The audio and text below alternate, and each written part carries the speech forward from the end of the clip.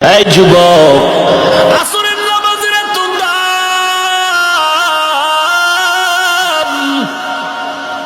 আমি প্রায় সময় ঘটনাটা বলি।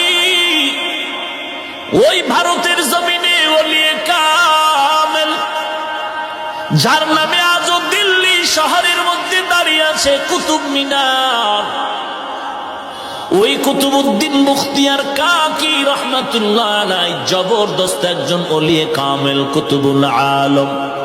ইন্তেকালের সময় খাদেমকে ডেকে বললেন, রে খাদেম, আমি আর বোধহয় বেশি দিন বাঁচবো না, মরণাপন্ন হয়ে যাচ্ছি। ইশারাতান কেমন যেন মনটা খারাপ লাগতেছে। বিদায় বেলা দুইটা ওসিয়ত করে যাই, করায় গন্ডায় পালন করবি।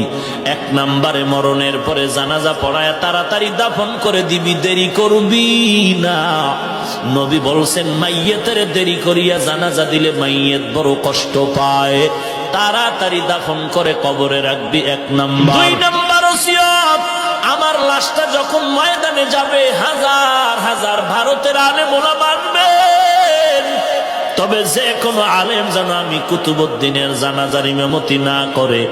তুই আমি ঘোষণা দিলাম, এমন কিছু গুণের কথা বলবো, এই গুণওয়ালা মানুষ যদি তাকে জানাজা পড়াবে। কমপক্ষে 4টা গুণের কথা বলে দিলেন। খাদেম, আমার লাশটা ময়দানে রেডি করে 4টা গুণের কথা বলে দিবি। ওই ময়দান থেকে 4 গুণওয়ালা ব্যক্তি যদি থাকে, সে জানাজার ইমামতি করবে। এই 4 গুণওয়ালা যে থাকবে না, সে যেন আমার জানাজা না পড়ায়। আল্লাহর ওলি কুতুবউদ্দিন মুখতিয়ার কাকির ইন্তেকাল হয়ে গেল।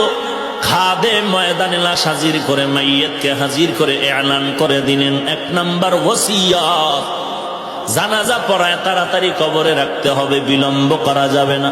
নবীজির হাদিসের কথা মতে